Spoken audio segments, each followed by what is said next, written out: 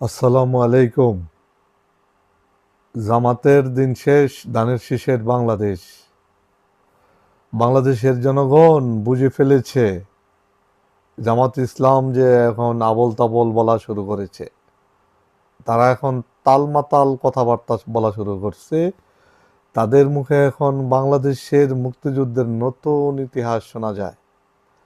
বাংলাদেশের জনগণ জামাতের এই কথা শুনে যদি লজ্জা না পায় যে স্বাধীনতার ঘোষণা নাকি কর্নেল অলি আহমেদ দিয়েছে। এই বক্তব্য জামাতের আমিরের মুখে এই বক্তব্য শোনার পরে যদি বাংলাদেশের জনগণ লজ্জা না পায় যে জামাতের মুখে এখন মুক্তিযুদ্ধের কথা, তারা মুক্তিযুদ্ধের নতুন ইতিহাস বলা শুরু করেছে।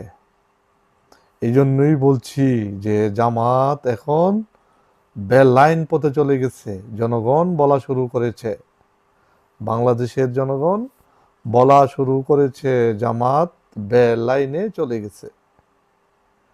এই জন্যই বলা শুরু করেছে জামাতের দিন শেষ, দাঁড়িপাল্লার দিন শেষ, ধানের শীষের বাংলাদেশ, তারেক জিয়ার বাংলাদেশ, সবার আগে বাংলাদেশ। সবাই ভালো থাকবেন। আসসালামু আলাইকুম।